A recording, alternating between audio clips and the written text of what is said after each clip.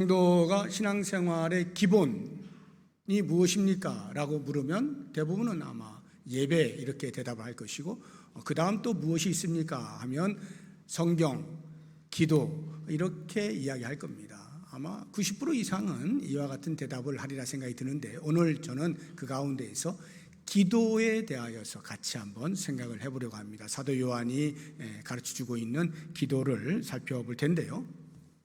기도하면 여러 가지 많은 정의가 있어요. 오늘 본문에서 사도 요한이 말하고 있는 것을 따라서 한번 정의를 내려보게 되면 하나님을 향한 우리의 담대함, 이렇게 정의를 내려볼 수가 있겠어요. 14절 보시게 되면 그를 향하여 우리가 가진 바 담대함이 이것이다 해서, 이것이 곧 기도를 말하는 것인데, 하나님을 향하여 우리가 가진 담대함, 기도라는 거예요. 이 담대함이라고 하는 말이 헬라어로 파레시아입니다. 여기 보시게 되면 파레시아라고 나와 있죠. 뜻이 숨김없이 말함 또는 말할 수 있는 자유, 이런 뜻을 가지고 있어요.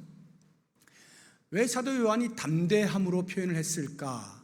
그것은요, 그 당시의 성도들의 입장에서는 그 말을 듣는 순간에 그렇구나, 고개를 끄덕일 수밖에 없는데요, 예수님이 오시기 전에는 담대하지가 못했거든요. 말할 수 있는 자유가 없었거든요. 이스라엘 백성들이 하나님 앞에 나갈 수 있는 길은 제사를 통해서인데, 그것도요 지성소, 하나님을 직접적으로 만나는 지성소에 들어가는 것은요 아무나 들어가질 못하고요, 오직 모든 백성의 대표인 대제사장 한 사람이, 그것도 아무 때나 들어가는 게 아니라 오직 1년에 한 차례에만 들어갈 수가 있습니다. 우리 히브리서 9장 7절 한번 보죠. 오직 둘째 장막은 할 때, 이 둘째 장막이란 성소와 지성소, 성소가 앞에 있고 지성소가 뒤에 있는데요, 그 사이에 휘장이 있거든요. 그 둘째 장막, 지성소를 말하는 건데, 그 지성소는 대제사장이 홀로 1년에 한 번 들어가되, 그냥 들어가는 것도 아니고요, 자기와 백성의 허물을 위하여 드리는 피를 가지고 들어가야 돼요. 그래서 염소나 송아지의 피를 들고 들어갔을 때만 하나님을 만날 수 있는 거예요. 이렇게 자유가 없었어요. 오직 대제사장만 겨우 1년에 한 차례 허락을 받아서 하나님을 만날 수 있었던 거죠. 그런데 예수님이 오신 이후, 예수님이 십자가에 죽으실 때에 피를 흘리시고 우리의 모든 죄를 사하셨잖아요. 그 일을 통해서 이제 대제사장만 들어갈 수 있었던 그 지성소를 아무나 예수 그리스도의 피를 힘입어 누구든지 어느 때든지 들어갈 수 있게 된 거예요. 이 일을 예수님이 십자가에 죽으실 때 한 사건을 통하여 우리에게 상징적으로 보여주고 있는데요, 마가복음 보시게 되면 15장 37절 이하에 예수께서 큰 소리를 지르시고 숨지시니라. 이에 성소 휘장이, 아까 제가 지성소와 성소 사이에 휘장이 있었다 그랬죠. 그 휘장이 위로부터 아래까지 찢어져 둘이 되었어요. 이게 무엇을 의미하는지 히브리 기자가 이렇게 설명을 해놓았어요. 히브리서 10장 19절 이하를 보시면, 그러므로 형제들아, 우리가 예수의 피를 힘입어 성소에 들어갈 담력을 얻었나니, 이 성소는 지성소를 말하는 거예요. 그 길은 우리를 위하여 휘장 가운데로 열어놓으신 새로운 살 길이요, 휘장은 곧 그의 육체니라.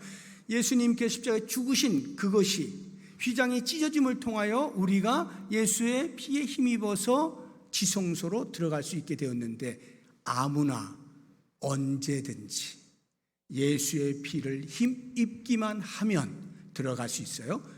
하나님을 만날 수 있어요. 그 이야기는 하나님 앞에 기도할 수 있다, 이 말이에요. 그러니까 그것이 담대함으로 사도 요한이 표현을 하고 있는 거예요. 말할 수 있는 자유를 얻게 되었다는 뜻입니다. 그런 면에서 오늘날에도 여전히 가톨릭에서는 고해성사 교리를 지키고 있거든요. 고해성사라고 하는 것은 성도가, 신도가 죄를 지었을 때 그것을 직접 하나님 앞에 아뢰지 못하고 사제에게 가는 거예요. 신부에게 가서 제가 이런 죄를 지었습니다, 이렇게 고하면 신부가 듣고 거기에 합당한 체벌을 내려요. 그러면 그것을 행함으로써 죄 사했다라고 여기게 되는 것입니다. 이러한 고해성사 교리는 성경의, 구약 성경에 머물러 있는 거죠. 그러니까 예수님 오시기 전의 상태로 그것을 본따서 하고 있는 것인데요. 근데 예수님 오신 이후에는 그럴 필요가 전혀 없죠. 모든 성도가 각 사람이 언제든지 자기의 죄를 직접 하나님 앞에 구할 수 있고 하나님으로부터 죄사함을 받을 수가 있는 거예요. 누구든지 지성소에 들어갈 담대함이 있다는 말입니다. 그런 면에서 이 고해성사 교리는 성경적으로 맞지 않는다는 것을 아시면 좋겠고, 우리 개신교 가운데서도 기도에 대하여서 무용론을 주장하는 사람들이 있어요. 기도는 필요 없다, 기도의 가치 없음, 기도의 무의미함을 이야기하는 사람이 있는데, 그것은 신앙이 없는 사람이 아니라 오히려 신앙이 깊은 사람이, 말씀을 잘 아는 사람 가운데에서 간혹 이렇게 기도 무용론을 주장하는 사람들이 있어요. 어떤 사람이냐 하면 성경을 많이 읽다 보면 그 성경 안에 하나님 주권 사상에 대해서 가득 차 있다는 것을 발견하게 되거든요. 그것을 아는 사람이 말하는 거예요. 예를 들어 하나님 주권 사상 가운데 두드러진 것이 예정론 교리예요. 예정론이라고 하는 것은 우리 인간이 구원받는 것이 창세전부터 이미 하나님의 뜻에 따라 예정되어져서 우리가 구원받게 되었다라고 하는 거거든요. 한번 보죠. 에베소서 1장 4절 이하를 보시면, 곧 창세전에 그리스도 안에서 우리를 택하사 우리로 사랑 안에서 그 앞에 거룩하고 흠이 없게 하시려고 그 기쁘신 뜻대로 우리를 예정하사 예수 그리스도로 말미암아 자기 아들들이 되게 하셨다. 우리가 구원받는 것 내 힘으로 하는 것이 아니라 하나님의 예정에 따라서 우리가 예수 그리스도를 믿고 하나님의 자녀가 되었다는 말이거든요. 이 하나님 주권 사상이 이제 기도와 접목이 되어지게 되면 어떻게 되냐면, 하나님의 전지하심, 모든 것을 아신다는 전지성과 모든 것을 하신다 하는 전능성, 이 두 개가 합하여서 전지전능이라고 우리가 보통 이야기를 하잖아요. 하나님의 전지전능으로 인하여서, 하나님의 주권이죠, 우리는 기도할 필요가 없다라고 이야기를 하는 겁니다. 예를 들어서 예수님께서 가르치신 내용 가운데 마태복음 6장에 보면 7절 8절에 이렇게 말해요. 또 기도할 때에 이방인과 같이 중언부언하지 말라. 그들은 말을 많이 하여야 들으실 줄 생각하느니라. 그러므로 그들을 본받지 말라. 구하기 전에 너희에게 있어야 할 것을 하나님 너희 아버지께서 아시느니라. 우리가 기도하지도 않았는데, 아뢰지도 않았는데 하나님은 이미 알고 계신다는 거예요. 아실까요? 모르실까요? 아시죠. 전지하신 분이기 때문에 아셔요. 아시고 응답해 주셔요. 무엇이든지 하실 수 있는 분이기 때문에, 전능하신 분이기 때문에. 바로 이와 같은 말씀들을 근거로 해서, 봐라, 우리 하나님은 우리가 구하지 않아도 이미 다 알고 계신다. 우리가 뭘 구할지, 뭐가 필요한지 다 알고 계시기 때문에 다 해주시니까 굳이 우리가 기도할 필요가 없어 라고 주장하는 아주 드물지만 일부 사람들이 있어요.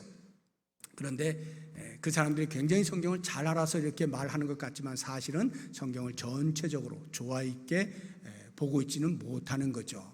또 다른 성경을 보게 돼, 성경의 다른 부분을 보게 되어지면 그럼에도 불구하고 기도해야 되는 것을 하나님께서 이렇게 가르쳐주고 계셔요. 이스라엘 백성들이 하나님을 배반하고 우상을 섬기고 영적으로 도덕적으로 극심한 타락 가운데 있을 때 하나님이 아수르 민족을 통해서, 바벨론 민족을 통해서 심판하시잖아요. 징계하시잖아요. 그런데 그것이 원래 하나님의 본심이 아니기 때문에 그들로 하여금 다시 회복하게 하실 약속의 말씀을 그들에게 전해주십니다. 너희들 조금 고생해. 그러면 때가 되면 내가 너희들 다시 가나안 땅으로 돌아오게 할 것이고 다시 복을 줄 거야. 이런 약속의 말씀을 주시면서 그 다음 붙여서 이와 같은 말씀을 하셔요. 에스겔서 36장 37절 보시면, 주 여호와께서 이같이 말씀하셨느니라. 그래도 내가 너희들에게 다시 회복시켜 주겠다 약속했다 할지라도, 이 말이에요. 이스라엘 족속이 이같이 자기들에게 이루어 주기를, 다시 회복해 주기를 나에게 구하여야 한다 하고 하나님께서 이스라엘 백성들에게 말씀하시는 거예요. 하나님의 주권으로 하나님이 다 하신다 할지라도 여전히 너희들은 나에게 구해야 된다는 거예요. 왜? 그렇게 구함을 통하여서, 그렇구나, 하나님께서 하시는구나, 하나님이 우리를 여전히 사랑하시는구나, 하나님이 여전히 우리에게 관심 있으시구나, 그래서 하나님을 신뢰할 수밖에 없구나 하는 것을 알게 하시기 위해서라도 하나님은 우리에게 기도를 하도록 요청하고 계시는 겁니다. 이런 하나님의 주권 사상에 잘못 이해하여서 기도의 무용론을 주장하는 사람이 있는가 하면요, 또 어떤 사람은요 양심 선언적으로 기도를 안 하는 사람이 또 있어요. 양심 선언을 한다 하는 것으로 해서 어떤 양심 선언이냐면 하나는 이런 겁니다. 하나님께서 나 같은 죄인을 이렇게 죄로 똘똘 뭉친 나를 그 모든 죄를 사하시고 예수님을 대신 죽이게 하셔가지고 살려주셨어요. 구원해 주셨어요. 생각할수록 너무 감사한 거예요. 야, 이렇게 큰 은혜를 입었는데 어찌 내가 염치 없이 또 이것도 해주세요 저것도 해주세요 할 수가 있는가. 이건 너무 염치 없는 행동이야. 이런 양심 선언을 하면서 기도하지 않는 일련의 부류가 있어요. 그런가 하면 또 다른 양심 선언을 하는데요, 내가 하나님의 은혜로 구원을 받았지만 여전히 이런 죄 저런 죄 계속 지으면서 하나님 좋아하실 만한 일을 제대로 하고 있지 못해요. 그러한 자기의 모습을 볼 때 야, 나는 제대로 살지도 못하면서 하나님 기뻐하실 만한 일을 하지도 못하면서 어떻게 내가 필요하면 하나님 이거 해주세요, 하나님 저거 해주세요, 이렇게 할 수가 있단 말이야. 너무 뻔뻔하잖아. 이건 안 돼 이거는 할 수 없는 일이야 하고는 양심을 핑계 삼아서 기도하지 않는 일련의 사람들이 또 있어요. 그런데 생각해 보세요. 하나님께서 우리를 구원하신 것은 전적으로 하나님의 긍휼하심이거든요. 하나님의 긍휼하심으로 인해서 우리가 구원을 받아서 하나님의 자녀가 되었으면 하나님께서 구할 수 있는 자격, 담대함을 같이 허락하시고 기도의 자리를 열어놓으신 거예요. 그런데도 불구하고 그것을 자기의 양심을 운운하면서 만약에 아뢰지 않는다고 하면 그것은 겸손이 아니라 오히려 훨씬 극심한 교만의 행위가 되는 것입니다. 히브리서 4장 16절을 보면 이렇게 이야기하죠. 히브리 기자가 그러므로 우리는 긍휼하심을 받고 때를 따라 돕는 은혜를 얻기 위하여 은혜의 보좌 앞에 담대히 나아갈 것이니, 하나님이 열어놓으셨으니까 우리는 나가는 거야. 우리는 기도하면 돼. 담대함을 우리에게 주셨다 이 말이에요. 근데 그것을 무시하는 것은 오히려 하나님의 은혜, 하나님의 긍휼하심에 대하여 우습게 여기는 지극한 교만이 되는 것입니다. 그래서 이러한 것들을 우리가 철저하게 배격하고 우리는 계속해서 은혜의 보좌 앞에 나아갈 수 있어야 되는데요, 사도 요한이 이것을 담대함으로 표현한 이유는요, 짐이 아니라는 말이에요. 기도가 짐이 아니라는. 유대교에서는요 3대 의무가 있어요. 종교인으로서 지켜야 할 3대 의무가 있는데 그것이 기도, 금식, 구제입니다. 이 세 가지는 의무사항이에요. 그러니까 기도를 의무로 해야 돼요. 반드시. 그래서 하루에 3차례씩 9시, 12시, 3시. 그런데 사도 요한은 말하는 거예요. 그게 종교 의무가 아니다. 하나님이 너희들에게 자 이건 너희들이 반드시 종교인으로서 해야 돼 하고 어깨에다 짐을 지어준 것이 아니고 오히려 우리가 누려야 할 특권이다 라고 말하는 것이 담대함이거든요. 그렇다고 하면 사도 요한이 왜 기도를 특권이라고 이야기를 할까? 그것은요, 우리의 기도가 일방통행이 아니라 쌍방통행이기 때문에 그렇습니다. 우리가 말할 수 있는 자유, 담대함이 있다 그랬잖아요. 그렇다고 해서 나 혼자서 하나님 앞에 막 이야기하고 하나님은 가만히 계시는 이런 거라고 한다면 그것은 특권이라고 말하기 어렵겠죠. 근데 쌍방통이에요. 하나님이 어떻게 하시는가 들으셔요. 14절 보세요. 그를 향하여 우리가 가진 바 담대함이 이것이니 그의 뜻대로 무엇을 구하면 하나님께서 들으신다는 것이고요. 들으시는 것으로 끝나는 것이 아니고 15절에 보면요, 우리가 무엇이든지 구하는 바를 들으시는 줄을 안즉 우리가 그에게 구한 그것을 얻은 줄을 또한 아느니라. 하나님이 들으시고 응답해 주신다는 거예요. 응답하시는 하나님. 그래서 우리는 구하고 하나님은 들으시고 응답하시는 이 쌍방통이죠. 근데 이 땅에 있는 모든 종교는요 어떻습니까? 어떤 종교든지 다 기도 행위가 있거든요. 모든 종교는 기도 행위가 있어요. 그런데 그 기도 행위는 한결같이 일방통행입니다. 절대로 신이 응답하지 못해요. 왜? 그 신이 생명이 없기 때문이에요.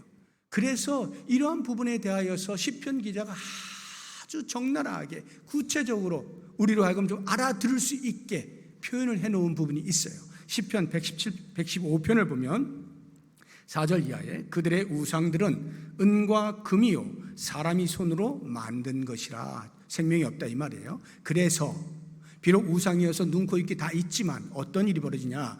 입이 있어도 말하지 못하며, 눈이 있어도 보지 못하며, 귀가 있어도 듣지 못하며, 코가 있어도 냄새 맡지 못하며, 손이 있어도 만지지 못하며, 발이 있어도 걷지 못하며, 목구멍이 있어도 작은 소리조차 내지 못해요. 생명이 없으니까. 그래서 일반 종교가 하는 모든 기도 행위는 다 일방통행, 자기 혼자 제발 그렇게 됐으면 좋겠다라고 하는 자기 신념, 자기 확신, 이런 것에 불과하다 이 말이에요. 그래서 이것은 특권이라고 볼 수가 없죠. 그런데 우리 하나님은요, 살아계셔서 우리에게 지극한 관심을 보이시면서 우리의 기도에 귀를 기울이시고 무엇이든지 구하면 들으시는 능력이 있으신 하나님, 쌍방통행. 그래서 우리의 기도는 특권이다 하는 것입니다. 그런데 여러분들이 경험적으로 기도한 것 전부 다 응답 받으셨나요? 경험적으로? 그러신 분 계실런지도 모르겠습니다만 아마 대부분은 뭐 기도해도 응답 안 되는 경우가 더 많은 것 같아요 라고 하는 분들이 많이 계실 겁니다. 기도 응답에도 뭔가 우리가 유의해야 되는 게 있어요. 기도 응답의 기도를 위한 준비가 필요해요. 두 가지만 제가 말씀드리는데, 하나는 우리의 마음을 깨끗이 해야 돼요. 마음에 죄가 덕지덕지 붙어있는 상태에서 아무리 기도해도 안 들어주십니다. 우리 요한 1서 3장 21절 22절 보시면, 사랑하는 자들아, 만일 우리 마음이 우리를 책망할 것이 없으면, 죄가 없다면, 깨끗하다면 하나님 앞에서 담대함을 얻고 무엇이든지 구하는 바를 그에게서 받나니. 깨끗하게 해놓고 그러한 심령으로 간구할 때 하나님이 응답하신다는 거예요. 그래서 우리는 과거 이스라엘 백성들에게 일갈하였던 이사야의 외침에 귀를 기울여야 됩니다. 이사야서 59장 1절 2절 보시게 되면, 여호와의 손이 짧아 구원하지 못하심도 아니요 귀가 둔하여 듣지 못하심도 아니라 오직 너희 죄악이 너희와 너희 하나님 사이를 갈라 놓았고 너희 죄가 그의 얼굴을 가리어서 너희에게서 듣지 않으시게 합니다. 죄를 품고 있는 상태에서 하나님 하고 아무리 외쳐봐야 거룩하신 하나님이 죄와 함께 하실 수 없기 때문에 안 들으시는 거예요. 그래서 우리의 영을 먼저 깨끗하게 하고 그런 거룩하신 하나님 앞에 우리의 필요를 간구하는 것이 필요하고요. 또 기도 응답을 받기 위한 기도의 전제 조건이 있다면 또 하나는 하나님의 뜻대로 구하는 것입니다. 오늘 14절 말씀 다시 한번 보시기 바랍니다. 그를 향하여 우리의 가진 바 담대함이 이것이니 그의 뜻대로 무엇을 구하면 들으신다. 그의 뜻대로 구하는 것이 굉장히 중요합니다. 이 말은 쉽게 이야기하면 자기 욕심을 채우는 수단으로 기도를 하지 말라는 말이에요. 내 욕심, 하나님 나 이거 원합니다, 저거 원합니다. 자기 욕심 채우는데 마치 알라딘의 요술램프처럼 이거 해줘 저거 해줘 무조건 다 들어주는 그렇게 기도를 사용해서는 안 된다. 야고보서 4장 3절에서 야고보 장로가 우리에게 알려주고 있죠. 구하여도 받지 못함은 정욕으로 쓰려고 내 욕심을 채우려고 잘못 구하기 때문이라. 그래서 우리는 기도할 때마다 그 기도의 내용이 하나님의 뜻에 합한 것인지 여부를 끊임없이 점검해야 돼요. 살펴보아야 되는 거예요. 설령 내 욕심으로 구한 것이 아니라고 판단이 되는 것조차도 그것이 하나님의 뜻인가에 대해서 끊임없이 물어야 돼요.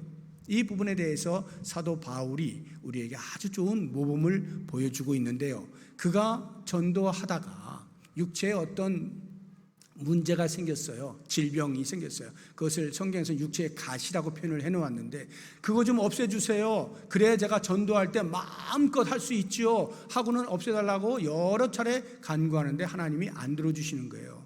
아니야, 너 그냥 있어, 그냥 있어. 이 부분에 대해서 만약에 바울이 눈치가 없었다면, 영적인 민감함이 없었다면, 하나님의 뜻에 대하여 끊임없이 살피는 일이 없었다면 아마 불평했을 거예요. 하나님, 제가 뭐 제 욕심 차리자고 합니까? 하나님 전도하는 일에 내가 건강해야 할 거 아니에요. 그러니 이거 제발 좀 없애주세요. 계속 아마 간구했을 거예요. 그런데 눈치가 빠른 사도 바울은 하나님의 뜻이 아니라는 것을 깨닫게 됐어요. 그래서 그것을 멈추죠.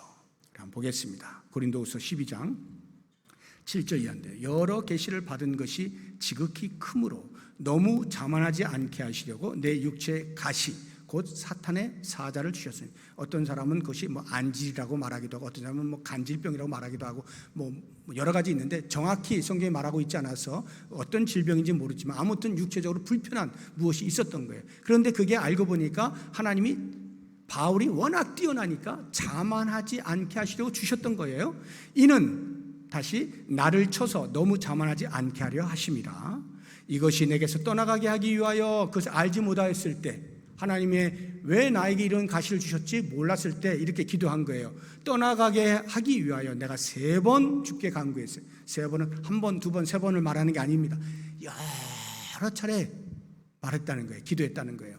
그런데 어느 때인가 하나님께서 들려주신 음성을 들었어요. 나에게 이르시기를 내 은혜가, 하나님이 말씀하시는 거예요. 나의 은혜가 너한테 족하다, 충분하다. 그거 안 고쳐줘도 너는 이미 충분히 은혜 받았어, 이 말이에요. 이는 내 능력이 약한 데서 온전하여짐이라 하신지라. 그러므로 도리어 크게 기뻐함으로 나의 여러 약한 것들에 대하여 자랑하리니 이는 그리스도의 능력이 내게 머물게 하려 함이라. 알고 봤더니 그 육체의 가시, 나에게 불편한 것, 전도하는데 불편해지는 것, 이것이 오히려 하나님의 뜻이었다는 거예요. 그것을 통해서 이렇게 약한 사람을 통해서도 복음이 계속해서 전달되어질 수 있고 생명이 일어날 수 있다 하는 것을 하나님이 보여주시기 위하여 일부러 육체의 가시를 놔두신 거였어요. 바울이 그것을 알고 하나님의 뜻이 그랬군요 하고는 자기 기도를 철회해야 하는 거죠. 반대로 내가 이젠 그만해야 되겠다, 이 기도 그만해야 되겠다 싶을 때 하나님의 뜻이라고 판단이 되었을 때는 그만하고 싶을 때에도 그만두지 않냐고 계속 인내하면서 기도해야 되겠죠.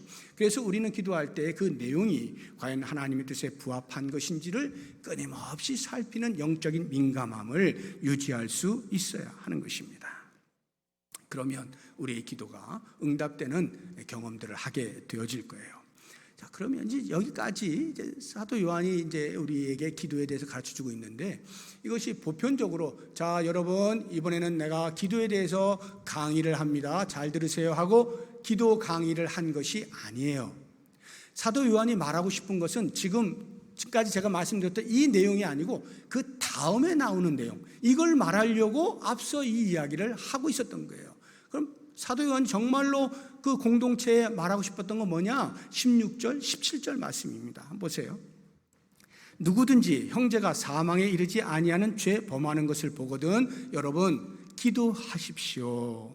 그리하면 사망에 이르지 아니하는 범죄자들을 위하여 그에게 생명을 주실 것입니다. 그가 죄로 인하여서 다운되어 있을 때에 누군가가 죄 사함을 위하여 기도하면 그 기도에 하나님께서 들으시고 응답하셔서 그로 하여금 다시금 생명의 회복을 허락해 주실 것이다, 이 말이에요.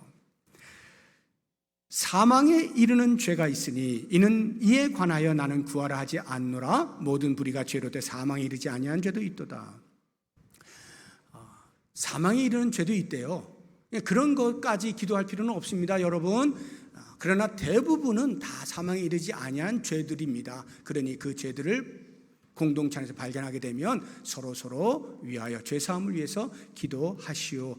이 이야기를 하고 싶어서 기도에 대한 보편적인 이야기를 먼저 한 것입니다. 그럼 왜 사도 요한이 죄사함을 위한 기도를 요청을 하였을까? 그것은 그 공동체 안에 그것이야말로 형제 사랑의 행위가 되기 때문입니다 하는 것을 가르쳐 주고 싶었던 거예요.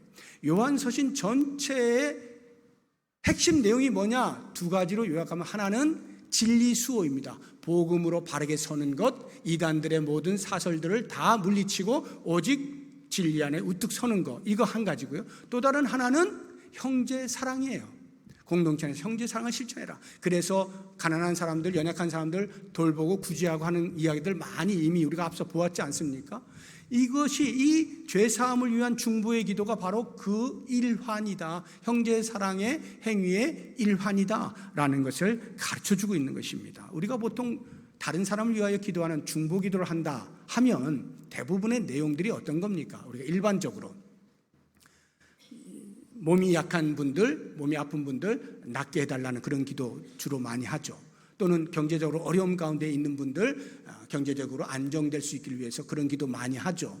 또는 어떤 시험이 있는 경우, 입시를 놔두고 있다든가 승진을 위해서 시험을 준비한다든가 등등 이런 거 있을 때 꼭 시험에 합격할 수 있게 해달라고 그런 기도들, 또는 어떤 위협이 있을 때 그런 것으로부터 안전을 좀 지켜달라는 등 주로 우리의 기도의 내용들이 이런 것들이에요. 가끔 가다가는 어떤 영적인 성장이나 영적인 성숙을 위해서도 중보기도를 하긴 합니다만은 대부분이 우리의 일상의 삶 가운데 필요한 것을 간구하는 게 중보기도의 내용들이죠. 그런데 이렇게 지금 사도 요한은 범죄한 형제가 발견되어질 때 그 죄 사함을 위해서 기도하라. 우리가 그런 것을 위하여 기도하는 경우는 상당히 드뭅니다. 다른 사람을 위해서 기도해 줄 때 죄 사함을 위해서 간구하는 경우는 매우 드문데요. 근데 왜 사도 요한은 이 죄 사함을 형제 사랑이라고 말하고 있느냐? 이것을 좀 우리가 알 필요가 있죠. 먼저 생각을 해보세요. 누군가 죄를 범했어요. 그러면 제일 먼저 나타나는 신호가 뭐냐 하면 하나님과의 관계가 깨지는 거예요. 거룩하신 하나님 앞에 설 수가 없어요. 그러면 이 사람은 최고의 행복이 빼앗긴 거예요. 그가 누릴 수 있는 최고의 유익이 빼앗겨진 거예요. 그럼 우리가 그 사람을 사랑한다라고 할 때에 무엇이 사랑입니까? 그 죄를 범하여서 하나님과 관계가 깨어진 사람이 다시금 하나님 앞에 바른 관계를 회복하는 것, 이것이 그 사람에 대한 최고의 사랑의 행위 아니에요?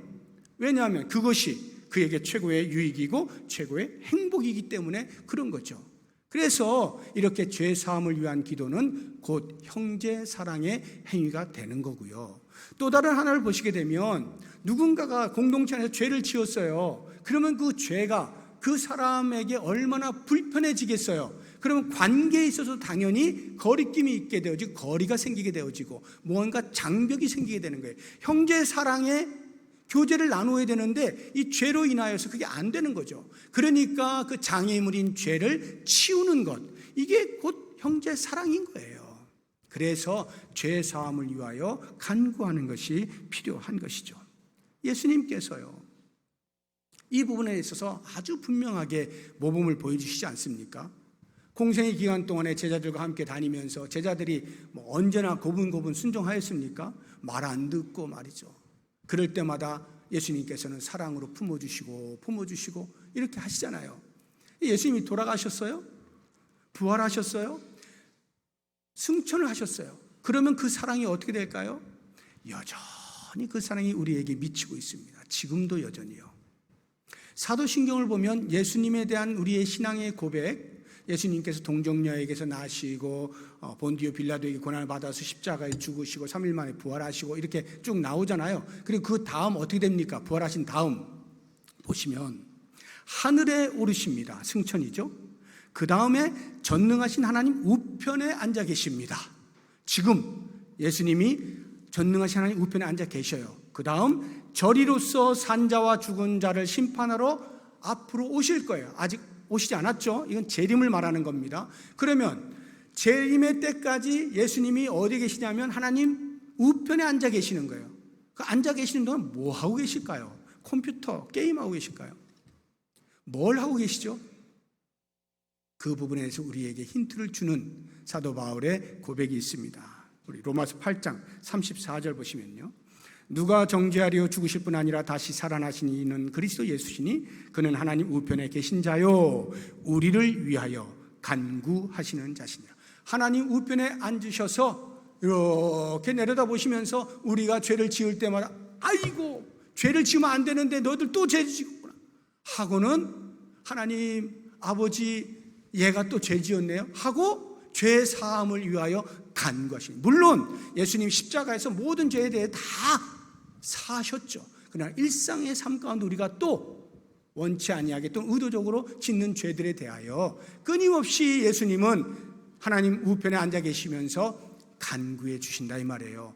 그럼 그 간구의 내용, 그것이 우리가 보편적으로 다른 사람을 위해 기도하는 건강의 문제라든가 경제적인 문제라든가 등등 이런 것들이 아니고 죄 사함의 문제라고 하는 것을 요한 1서에서 우리가 찾아볼 수가 있어요. 2장 1절을 보시게 되면 나의 자녀들아 내가 이것을 너희에게 쓰면 너희로 죄를 범하지 않게 하려 함이라.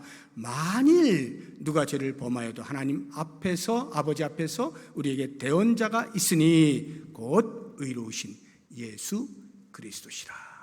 예수님께서 우리의 죄를 사해달라고 하나님 앞에 끊임없이 기도해 주시는 이러한 모범을 보이시고 계시는 거예요. 자, 근데 참 흥미로운 것은요, 오늘 말씀을 보게 되면 사도 요한이 기도하지 않아도 되는 그런 죄가 있다 그러잖아요. 그 죄 16절에 어떤 죄예요? 사망에 이르는 죄 이렇게 써 있잖아요. 사망에 이르는 죄에 대해서는 기도하지 않아도 돼라고 이야기를 하는데요, 이 사망에 이르는 죄가 과연 뭘까? 좀 더 우리가 구체적으로 살펴보게 되어지면 앞서 이미 사도 요한이 이야기를 한 것이 있어요. 2장 19절을 보시면 그들이 우리에게서 나갔으나 공동체 안에 원래 있었는데 거짓으로 있다가 자기의 정체를 드러내고 뛰쳐나간 겁니다. 이단들을 말하는 거죠. 우리에게 속하지 아니하였나니 만일 우리에게 속하였더라면 우리와 함께 거하였으려니와 그들이 나간 것은 다 우리에게 속하지 아니함을 나타내려 함이니라. 처음엔 거짓으로 같이 섞여가지고 이렇게 살다가 막 어지럽혀요. 그리고는 불쑥 나가버리는 이런 사람들은 사망에 이르는 죄를 짓는 사람입니다. 조금 더 정확하게 표현을 하게 되면 22절, 2장 22절에 보면 이렇게 표현해 놓았어요. 거짓말하는 자가 누구냐? 예수께서 그리스도이심을 부인하는 자가 아니냐? 아버지와 아들을 부인하는 그가 적그리스도다. 그러니까 뛰쳐나간, 공동체 뛰쳐나간 그 사람들은 원래가 예수가 그리스도이심을 고백하지 아니한, 부인하는 적그리스도였다는 말이고, 이 적그리스도들은 사망에 이르는 죄를 짓고 있는 거예요. 다시 말하면 하나님께서 이미 사망 선고를 내린 사람들이다 이 말이에요. 그런 사람들에 대해서는 굳이 기도할 필요가 없는 이유가 우리의 영역을 넘어섰기 때문입니다. 몰몬교나 아니면 천주교에서도 가끔, 가톨릭에서 가끔 그런 이야기를 하는데 죽은 자를 위한 기도를 해요. 죽은 자를 위해서 산자들이 간절히 기도하고 헌금하고 막 이렇게 하면 연옥에 있다가 천국으로 갈 수 있다, 이런 교리를 가르칩니다. 이건 말이 안 되는 겁니다. 죽은 자는요 이미 우리 산자의 기도의 영역을 넘어선 거예요. 건드릴 수 없는 거예요. 하나님이 이미 사망을 선언해 놓은 상태예요. 그 상태는 우리가 기도해 봐야 소용이 없는 거죠. 이것이 바로 우리가 기도할 필요가 없는 것인데, 사실 공동체 안에서 이와 같은 경우는 아주 드뭅니다. 아주 드물고 대부분은 우리가 다 17절에 나오는 모든 불의가 죄로 돼 사망에 이르지 아니한 죄도 있다 했을 때 대부분의 죄가 다 그런 것들이죠. 그러니까 우리가 얼마든지 죄 사함을 위하여 기도할 수 있는 죄들이 공동체 안에 있게 마련입니다. 그래서 우리는 기도하지 않아도 되는 죄가 있구나 하고 그것을 살펴볼 필요가 없어요. 왜? 그것은 어차피 우리의 판단에 이렇게 할 수 있는 능력이 안 돼요.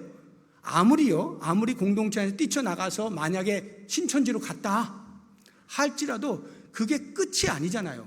우리가 모른단 말이에요. 일시적으로 그럴 수 있는 거거든요.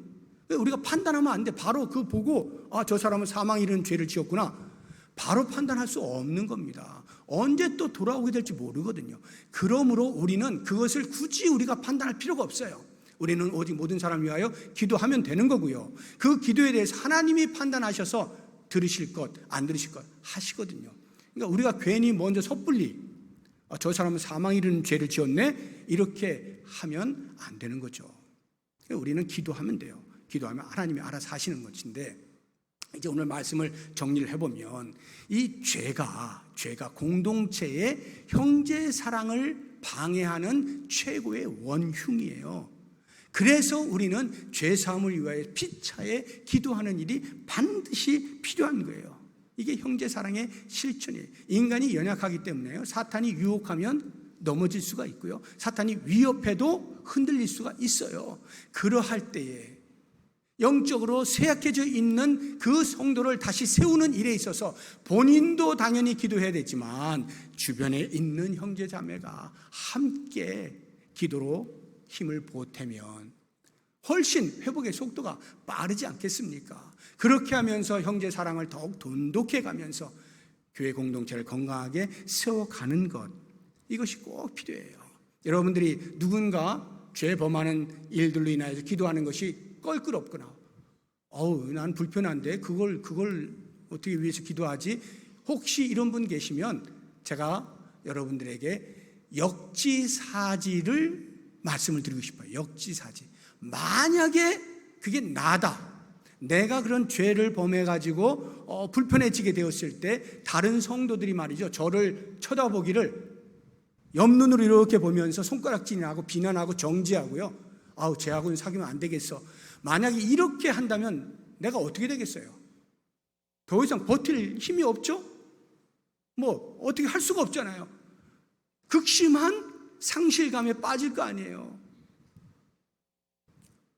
그러면 그 사람들이 나에게 어떻게 해주기를 원하겠어요? 나는 따뜻한 마음을 가지고 넓은 품으로, 그래 내가 공감한다, 이해해주고, 죄를 그냥 괜찮아 이 말이 아니고요, 지은 죄에 대하여서 안타까이 여기면서도 그래도 품고 공감하면서, 그래 나도 기도할게, 너도 같이 기도해, 같이 기도하자, 하나님의 죄사함의 은혜를 구하자, 이렇게 하면서 같이 가줄 때 얼마나 감격스럽고 힘이 납니까? 그리고 회복할 수 있는 그런 마음이 생기잖아요.